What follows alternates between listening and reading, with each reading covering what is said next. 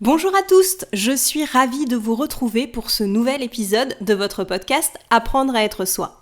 Nous sommes dans le 3e épisode d'une série de 4 sur le livre de Don Miguel Ruiz, Les 4 accords Toltec. Et donc, logiquement, aujourd'hui, je vous parle du 3e accord. C'est parti!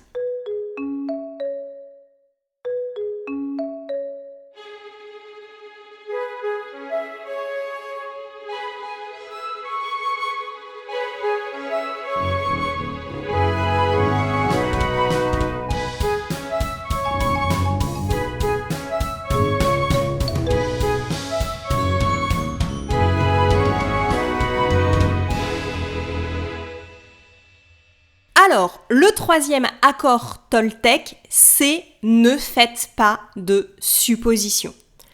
Don Miguel Ruiz nous explique dans cette partie du livre que nous faisons des suppositions sur tout et n'importe quoi et qu'ensuite nous les voyons comme des vérités.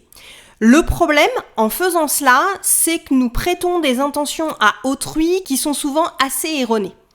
Il y a une autre chose que nous faisons souvent, c'est que nous supposons que les autres savent quels sont nos besoins et ensuite nous leur reprochons de ne pas y répondre. Et ça, j'avoue que ça m'est longtemps arrivé. L'auteur nous rappelle aussi que chacun d'entre nous voit le monde d'un point de vue unique, et ça je vous en ai déjà parlé la semaine dernière, et que donc faire des suppositions nous mène à beaucoup d'incompréhension et de chaos. Il nous explique également la raison pour laquelle nous faisons autant de suppositions. Plutôt que de le paraphraser, je préfère vous lire un court extrait du livre. Donc il écrit « Il est très intéressant de voir comme l'esprit humain fonctionne. Nous avons besoin de tout expliquer, de tout comprendre, afin de nous rassurer. Il y a des millions de questions auxquelles nous cherchons des réponses, car il y a tant de choses que notre esprit rationnel ne peut expliquer. Peu importe que la réponse soit correcte, le seul fait de trouver une réponse nous rassure. C'est pour cela que nous faisons des suppositions. »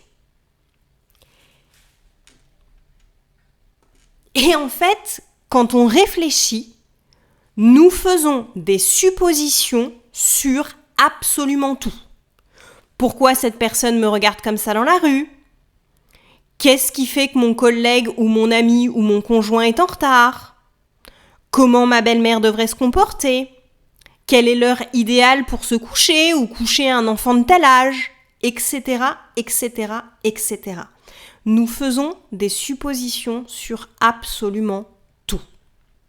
Et en faisant cela, nous créons des attentes, voire même des ressentiments, et donc ce que Don Miguel Ruiz appelle du poison, envers les inconnus, mais aussi envers les personnes qui nous sont proches.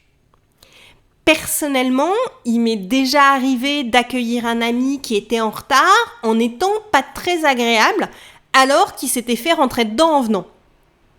À l'inverse, on me prête parfois des intentions ou des émotions qui ne sont pas les miennes et qui créent des quiproquos assez désagréables, je dois avouer, et qui me donnent l'impression de toujours devoir me justifier.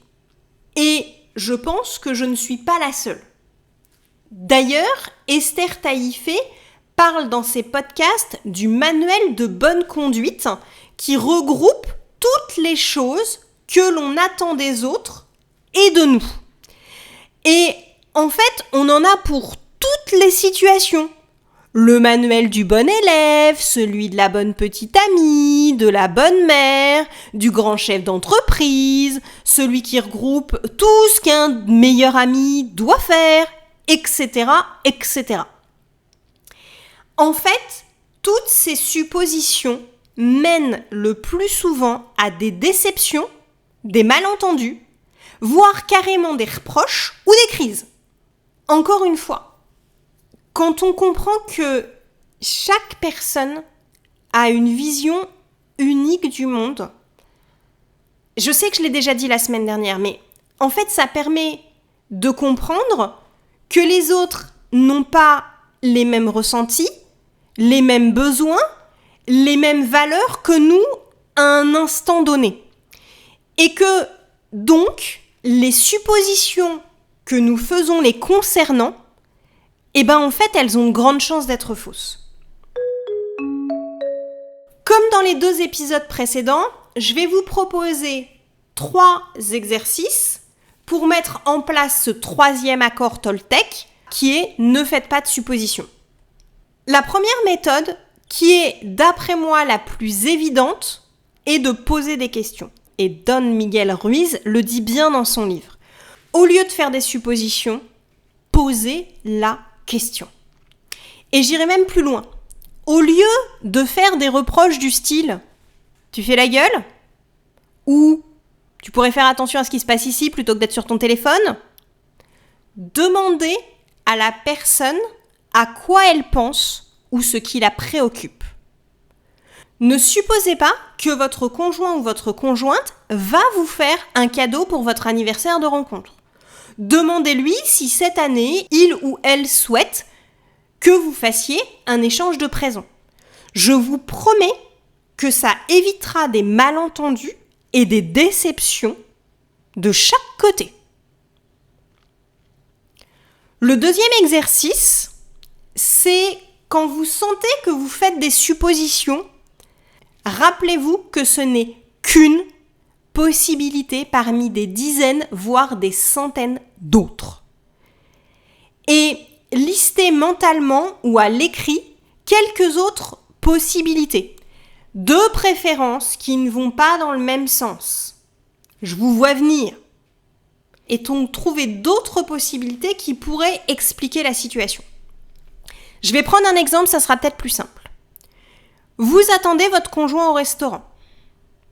Si votre première réaction est « il est encore parti en retard du bureau, il s'en contrefout que je perde mon temps à l'attendre ».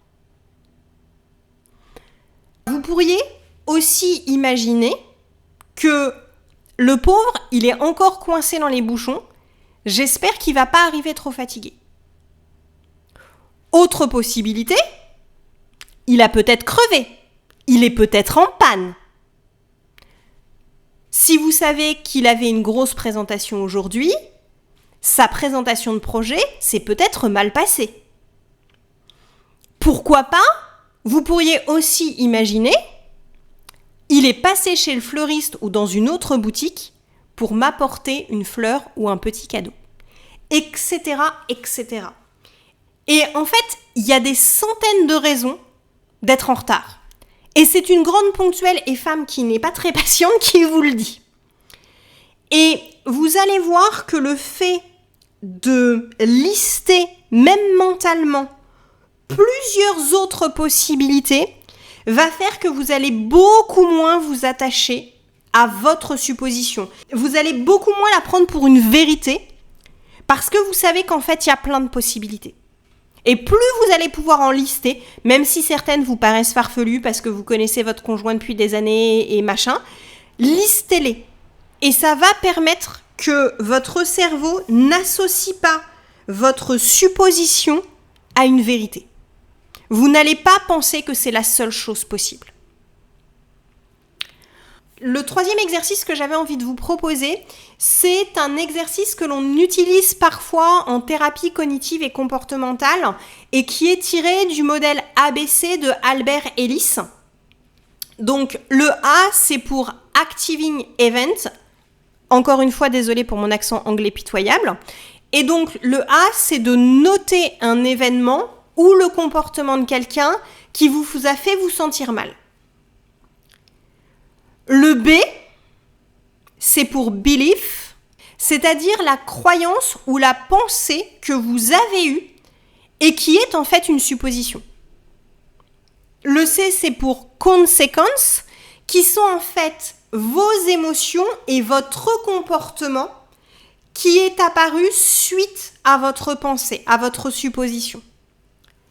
Si l'on reprend l'exemple du retard de votre conjoint ou de votre conjointe pendant que vous l'attendez au restaurant, le grand A, c'est votre conjoint ou votre conjointe est en retard. C'est un fait.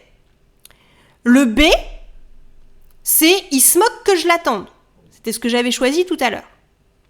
Le C, c'est je ne me sens pas pris ou prise en considération et donc je l'accueille en faisant la tronche. Et ça, on a tous fait ça. Et des fois, c'est nous après qui allons nous sentir mal si notre conjoint ou notre conjointe avait une raison que l'on considère valable d'être en retard. Si, par exemple, il a eu un accident, s'il a crevé, si... On va trouver légitime son retard et c'est nous qu'allons nous sentir mal de l'avoir accueilli en faisant la tronche. Donc, vraiment, arrêtez de faire des suppositions.